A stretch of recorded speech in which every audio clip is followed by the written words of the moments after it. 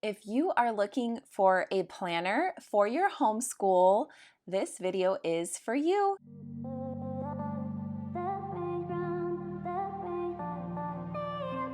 Hi, I'm Mallory, and I have 3 boys ages 5, 10, and 12, and I've been homeschooling for 8 years now.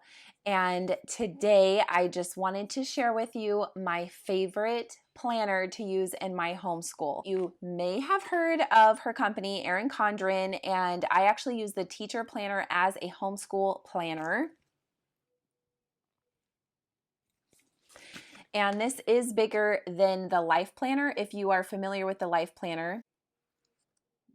The Life Planner is a 7x9 and the Teacher Planner is 8.5 by 11. People use their homeschool planners in different ways.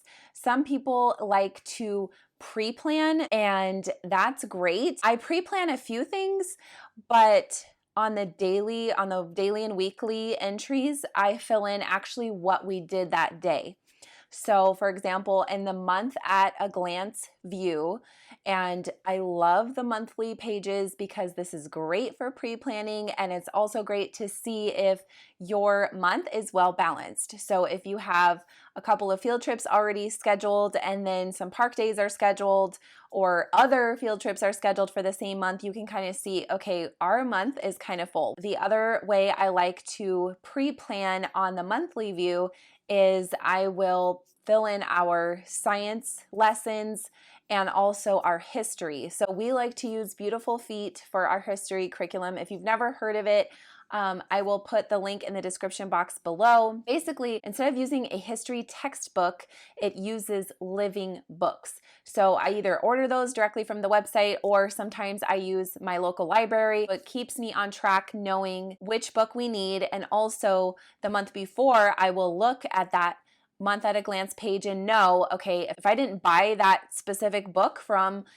Beautiful Feet Books, I need to get it from the library. So I need to request it now. Monthly views are great for pre-planning those joint subjects in your homeschool. Also scheduling anything to do with any homeschool groups that you have or things that you schedule yourself, like job shadowing, field trips, park days, co-op days, if you have a weekly Bible study like we do, anything like that. Those are great to put in your monthly view. And then on the weekly pages, it's a week on 2 pages, and these are very large, generous sized sheets. And this has 6 columns for your subjects, and then one other column on the very right that you can use for a subject, or you can use it as like a list of things that you will need for that week, like supplies, if you would like to make sure you have those on hand before the week begins. These are great for putting in your subjects. The days are on the left and then the subjects are on the top. So the way that I would use this, for example, is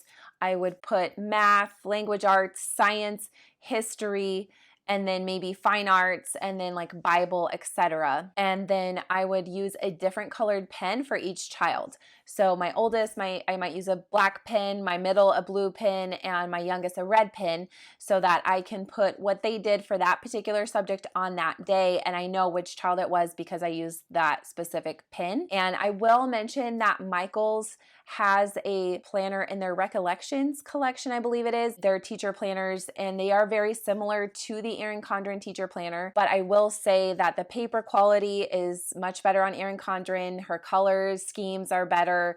Her quotes, it does have the interchangeable covers. I'm not sure if you can do the interchangeable covers on the Recollections, and they are kind of a knockoff off of Erin Condren, so I don't know. I encourage people, if you can afford the Erin Condren, I would go for it. I think it's better quality, and you're supporting the original inventor of this whole planner setup for this particular teacher planner. And I do modify it a little bit because we are not, like a private or public school. So I will use the classroom events and date information to put our field trips in there. And I've used the communication log in the past to use it as like a book log. And then the page that shows a little box for each month is great for, again, setting goals or pre-planning of some sort, or say, okay, I want to do some pumpkin themed activities in our school in October, and I want to use a little bit of math and science skills to make our own gingerbread so we can make gingerbread houses in December.